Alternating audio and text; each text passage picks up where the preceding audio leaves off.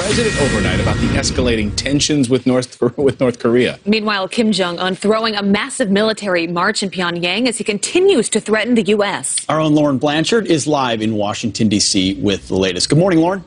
Good morning, Abby, Pete, Clayton. Well, the president has urged China to step up in a big way to put pressure on North Korea. But China has said it alone can't force North Korea to give up its nuclear ambitions, despite being the North's largest economic partner. In yesterday's call, the Chinese president asked both the U.S. and North Korea to tone down the rhetoric before it worsens the situation. China has long maintained that dialogue is the only solution, and President Trump agreed, but he wanted peace, but he has also said he'll meet North Korea with fire and fury if it acts on recent threats. Nobody loves a peaceful solution better than President Trump, that I can tell you. Hopefully it'll all work out. But this has been going on for many years. Would have been a lot easier to solve this years ago before they were in the position that they're in. But we will see what happens. We think that lots of good things could happen, and we could also have a bad solution. As China calls for peace, new photos showing thousands of military officials marching in Pyongyang in support of Kim Jong-un, while North Korean state TV said any more reckless behavior from the U.S., quote, may reduce the U.S. mainland to ashes any movement. Their state TV also threatened the U.S. for the harsh new sanctions leveled on the rogue regime by the United Nations Security Council.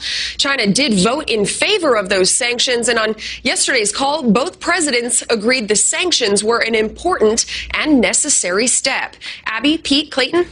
Thank you very much, Lauren. Thanks, Lauren. You know, a lot of people say we've got to give up on China. They're never actually going to follow through.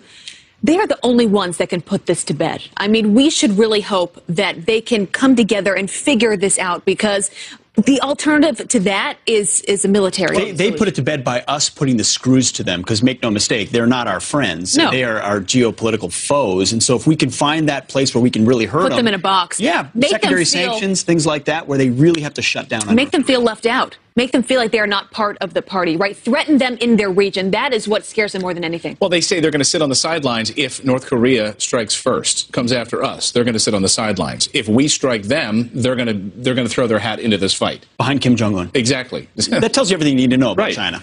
Yeah. Oh, we're with Kim. Meanwhile, we're looking at our American allies, American citizens, and Guam, which is a U.S. territory, American citizens in the crosshairs right now of Kim Jong-un, who's verbally threatened Guam. That's right. And, of course, President Trump called Governor Calvo of Guam to reassure him that we're 1,000% behind them. And I love the governor sitting there in a T-shirt, takes the phone call. We have some video of him in his office as he received President Trump's phone call. Listen. Good morning. Good morning. It's great to speak to you, and I just wanted to pay my respect. And we are with you 1,000%. You are safe. We are with you 1,000%. And I wanted to call you and say hello. How are you? Mr. President, as the governor of Guam, representing the people of Guam, and as an American citizen, I have never felt more safe or so confident with you at the helm. So with all the criticism going on over there from a guy that's being targeted, we need a president like you. So I'm just so thankful, and I'm glad you're holding the helm, sir. So here they are in the crosshairs, the closest, richest target for this regime that has been directly threatened, as you said. And he's saying, thank goodness we have you at the helm, talking tough, finally holding the line. We had strategic patience to the ears of someone at Guam means we're just going to kick the can down the road and hope this threat goes away, which is what the Obama administration did. And they've got tough options in the White House right now as far as what to do, but they're talking tough because now's the time to make something happen. One of the other things he told him on the phone, we didn't play it for you, but President Trump said, tourism is going to go through the roof in Guam now because of this, because we're standing 1,000. They always say after you have some sort of a big issue, then it's the safest time to go. And I even, up in the office this morning, I said to you guys, I said, I want to go to Guam. I want to go to Guam. Now I'm interested. I would like to go to Guam. It looks beautiful there. And he said tourism is going to go through the roof as a result of this. And people forget about it. I mean, my grandfather, even I did, my grandfather served there in the Navy in World War II, in post-war World War II. I mean, it has been a territory, it's been a part of America for decades, and we've got almost 200,000 citizens, 2 military bases. bases there, but it's a stone's throw from North Korea. So if these reporters in Washington, D.C. that are in a tizzy, sucking their thumbs and holding their blankies and wondering whether we're going to nuclear war, they're not the ones that should be worried. It's the citizens of Guam, and you hear this governor say, thank goodness we have President Trump. You have a lot of people saying that the president's talk and what he's tweeting about North Korea, it's inciting this violence. It's a rhetoric we haven't really heard towards North Korea. And there are a lot of the people in this country that feel like finally we are getting tough with Kim Jong-un, and it's such an irrational player. So the president is doubling down on that tough talk, and he's responding to all of those critics. Here's what he said. He utters one threat in the form of an overt threat, which, by the way, he has been uttering for years, and his family has been uttering for years, or if he does anything with respect to Guam or any place else that's an American territory or an American ally, he will truly regret it, and he will regret it fast. Mr. President, you've said you wanted to send a strong message to North Korea. What do you say to your critics who say that your rhetoric is actually raising the tension? Well, my critics are only saying that because it's me. If somebody else uttered the exact same words that I uttered, they'd say, what a great statement, what a wonderful statement. They're only doing it, but I will tell you, we have tens of millions of people in this country that are so happy with what I'm saying, because they're saying finally we have a president that's sticking up for our nation and, frankly, sticking up for our friends and our allies. It's true. Think about if President Obama said, if almost the exact same statement. I'm just, because I can't stand hypocrisy.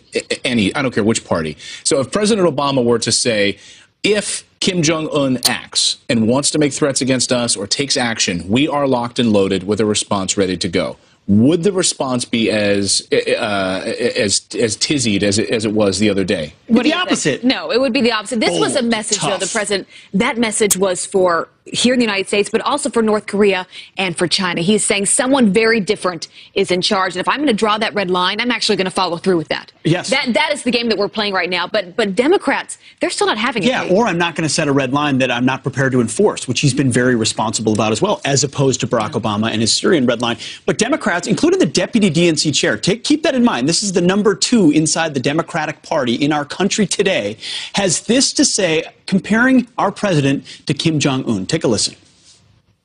North Korea is a serious thing. You have this guy making bellicose threats against somebody else who has very little to lose over there.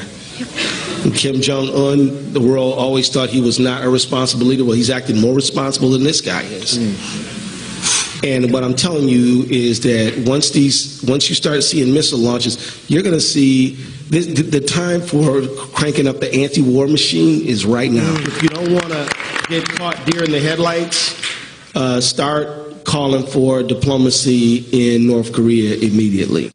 Ladies and gentlemen, that is your modern Democratic Party. Crank up the anti-war machine as we stare down a dictator who says he wants to bring our country to ashes. Think about that. North Korea acting more responsible than our president. So he then pulled that back and said that he didn't want to repeat that because people were taking it out of context. I mean, I agree with this. I agree with this. Look, if we can have diplomacy, no one wants a nuclear war. But that they're acting more responsibly than we are, that's the laughable part. No wonder he wanted to walk that back. Yeah. Kim Jong-un literally took an anti-aircraft gun and shot his uncle through with it. Starving millions of people, threatening to nuke the United States and many other parts of this world. I mean, we don't have enough show left to explain all the stuff that he's done. Get a grip, people. Yes. All right. Well, coming up, it was the cornerstone of his presidential campaign. Don't even think about it. We will build the wall. We all know who's paying for it. Now Democrats are doing everything they can to make sure that doesn't happen, including shutting down the government. And one congresswoman calling the NRA and Dana Loesch a national security threat. This morning, Dana is firing back. And welcome back. The city of Los Angeles wants to make it mandatory for contractors to disclose whether they've provided any service related to President Trump's border wall. One lawmaker is even pushing for this requirement to apply to the entire state of California. State Senator Ricardo Lara releasing this statement. I don't want to look back in 10 years and say Californians didn't do everything we could to block this wall, end quote. Here to weigh in is Steve Cortez. He's a former Trump Hispanic Advisory Council member and a Fox News contributor. Steve, nice to see you this morning. Good morning, Clayton. Well, first, your response to that LA councilman's comments. Right. Well, I think it's patently absurd and unfortunately, though, very typical of the left.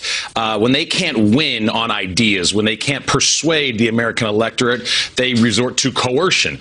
So instead of winning in the marketplace of ideas, they're trying to use the marketplace of business to try to force businesses to comply with them. And I think, by the way, ironically, some of the people who would be most hurt if they want to start penalizing contractors would be legal immigrants who have always been deeply involved in the construction industry. So they might be hurting some of the very people they claim to be protecting. I mean, it seems almost, it seems like something would happen under a dictatorship. We're going to look into, this is a legal wall being built, and a contractor. It's a purity test. Right. Wants to supply their supplies and labor, and they're going to be vilified for that? Right. And by the way, I always, when we hear these kinds of things from the left, I like to turn it around and flip the positions. Like, let's say the right tried to do this, because I think it would be equally wrong.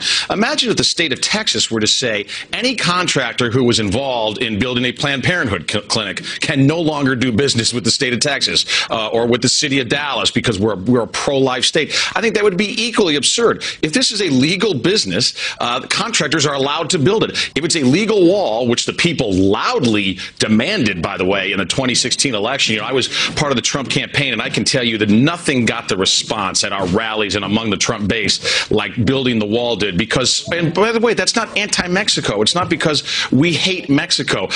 We lock our doors at night in our homes, not because we hate those on the outside, but because we love those on the inside, and we want to protect them. Here's another quote from a Los Angeles City Council member on this whole issue. He says, we want to know if there are people who do business with the city of Los Angeles who wish to profit from building a wall that would divide us from our nearest and dearest neighbor, Mexico. So basically, would you call this a blacklisting?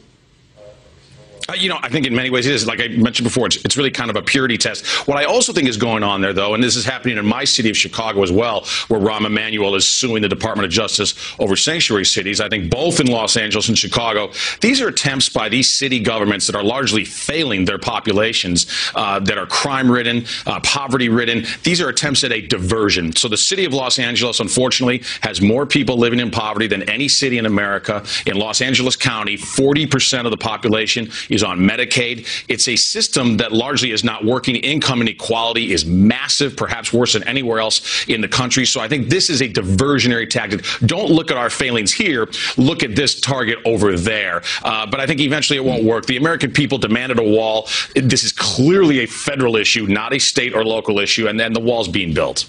Unbelievable. I'd love to hear from our viewers this morning on this issue. Friends at foxnews.com. You can weigh in on that. Steve, great to see you this morning. Thanks so much. Thanks for having me. All right, coming up here on the show, video is insane. A police officer jumps from an overpass